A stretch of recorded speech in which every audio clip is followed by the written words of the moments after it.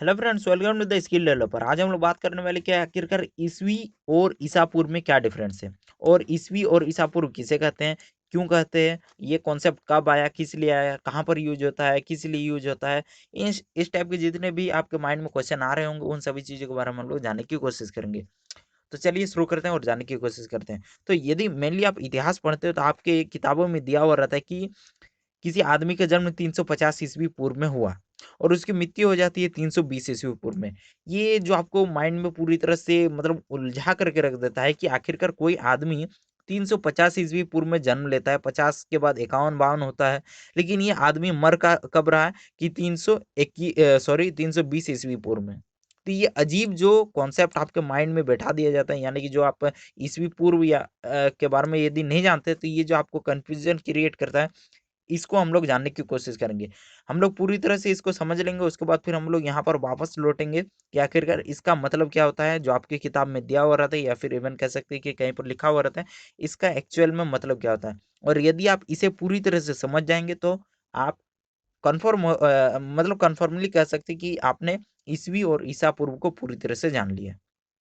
ठीक है? तो चलिए हम लोग इसको एक एग्जांपल के थ्रू से समझने की कोशिश करते हैं। तो जैसे कि आप जानते हैं कि अभी 2020 चल रहा है, तो 2020 में मान लीजिए आपको एक खजाना मिल जाता है, आप सुबह को उठते हैं और आपको एक खजाना मिल जाता है। कितना साल पुराना? 1500 साल पुराना एक खजाना मिल जाता है, ठीक है? तो अब आप सोच रहे होंगे कि ये जो खजाना रखा, भई किसने रखा? तो इसके लिए आपको क्या करना होगा कि उस साल को मतलब सेंचुरी को कैलकुलेट करना होगा कि यह चूँकि यह सामान कितना साल पुराना है, 1500 साल पुराना, ठीक है? तो मतलब उसी टाइम में बना होगा। तो उस टाइम जो बना तो वो कौन-सा साल चल रहा होगा? यानी कि जैसे कि अभी 2020 चल रहा है तो वो कौन-से ईयर चल रहा था? तो यहाँ पर आपने क्या किया, 2020 से 1500 माइनस कर दिए तो आपको मिल गया 520, यानी कि उस टाइम में 520 ईयर चल रहा था। आप कह सकते हैं कि सेंचुरी 520 चल रहा था। ये तो होगी सिंपल सा और आपने इसे तुरंत कैलकुलेट कर लिया। लेकिन मैं आपको और एक सिचुएशन दे रहा हूँ, अब आप कैलकुलेट करके बताइए कि आखिरकार उस टाइम कौन-सा मतलब सेंचुरी चल रहा था। जैसे यहाँ पर 520 चल रहा है, इसी को सिंपल आप कैलकुलेट कीजिए।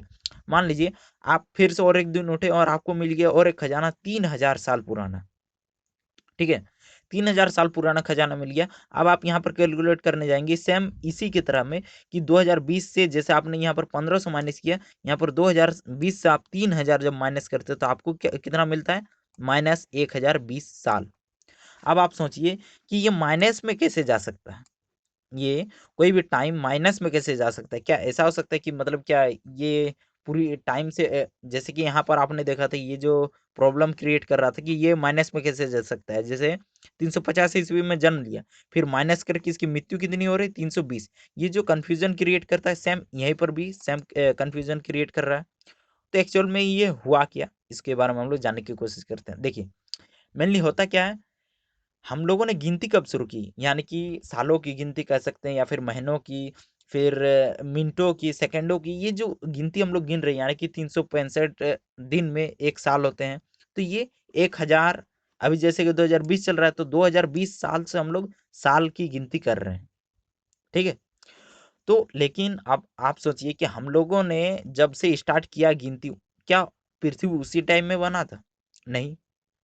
नहीं बना था, क्योंकि पृथ्वी बहुत ही करोड़ों अरबों साल पुराना है। इसलिए क्या होता है कि यदि आप मान लीजिए जैसे कि यहाँ पर 3000 साल पुराना एक सामान्य से 3000 साल पुराना कुछ सामान मिल गया, तो आप यहाँ पर कैलकुलेट करने जा रहे हो तो आपको मिल जा रहा है माइनस। तो इस कॉन्सेप्ट को कह सकते हैं कि समझाने के लिए या फिर कह सकते हैं अच्छा से समझने के लिए आविष्कार किया गया या फिर कह सकते हैं कि निर्माण किया गया ईसवी और ईसा पूर्व को। कैसे? देखिए, यहाँ पर मान लीजिए कि 2020 है तब आपको 1500 साल पुराना सामान मिलता है, तो ये चूँकि पॉजिटिव नंबर में आता है यहाँ पर आपको मिल जाता है, ठीक है? सिंपल सा। अब आप जब जब मान लीजिए कि 3000 साल या फिर कह सकती है 1 करोड़ साल पुराना सामान मिल जाता है, तो हम लोग क्या करते हैं कि हम लोगों ने गिनती तो 2020 साल से ही शुरू की, ठीक है? यानी कि जब से हम लोगों ने गिनती शुरू सालों की गिनती की, तब क्या चल रहा था आज से लेकर के 2020 साल तक। लेकिन ये जो यहाँ पर खत्म हो जाता है उसके बाद फिर नेगेटिव नंबर की ओर चल जाता है, तो इसे हम लोग ईसवी पूर्व कहते हैं, ठीक है? ईसवी पूर्व यानी कि इसे हम लोग बीसी कहते हैं, ठीक है? और उसके बाद फिर यहाँ पर एडी, बीसी और एडी यदि आप इंग्लिश में सोचते हैं तो ये जो पॉजिटिव और नेगेटिव है सिंपली आप इसे कह सकते हैं ईसवी पूर्व और ईसवी। आई होप आप लोगों को समझ में आ रहा होगा कि क्या किया हम लोगों ने। मेनली अब हम लोग पूरी तरह से फिर से समझ रहे हैं इसको, फिर से यदि आपको कॉन्सेप्ट क्लियर नहीं हुआ तो आप इसे फिर से समझने की कोशिश कीजिए। देखिए हम लोगों ने क्या किया कि जीरो को एक मिड पॉइंट नाम लिया, उसका क्या होगी, ईसा मसीह के जन्म को हम लोगों ने मिड पॉइंट ले लिया। इसके इधर जितने भी आएंगे वो होंगे ईसवी, और इधर जितने भी आएंगे उसको ईसवी पूर्व। ये जो -1 -2 -3 ये जो यहाँ पर आपको जो माइनस मिला, ये यहाँ पर माइनस जो मिला इसे हम लोग इधर लेकर के चल जाएंगे, ठीक है। और यहाँ से हम लोग गिनती शुरू करेंगे कि आखिरकार देखिए वहां पर कितना था, -1000 -1020, ठीक है। तो यहाँ हम लोग क्या कहेंगे कि -1000 नहीं कहेंगे, क्या कहेंगे उसे, 1020 ईस्वी पूर्व। इसे हम लोग क्या कहेंगे, 1020 ईस्वी पूर्व में उस सामान का या फिर कह सकते हैं उस खजाना का वहां पर निर्माण हुआ था, या फिर कुछ भी कह सकते हैं उस टाइम में वो एग्जिस्ट करते थे, ठीक है।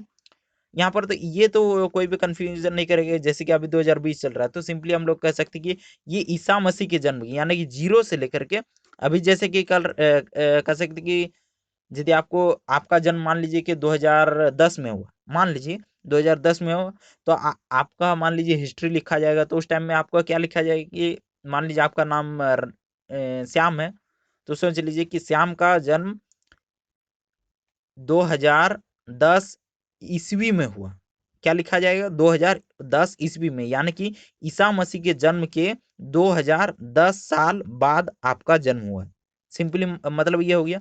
और यहाँ पर यदि हम लोग देखने जाएंगे कि किसी आदमी का जन्म, मान लीजिए ये जो जीरो है, तो जीरो को मेनली मैं यहाँ पर बता देना चाहता हूँ, तब जाकर के आपको पूरी तरह से समझ में आ जाएगा। ये जो 525, ठीक है, ईसा मसीह के जन्म कब हुआ, 525 में। तो हम लोग ये जो जीरो है ना, इसको हम लोग 525 मानते हैं, यानी कि 525 जो सेंचुरी चल रहा था उसके इधर जितने भी आएंगे वो होंगे ईसवी पूर्व, और उसके बाद वाला ईसवी।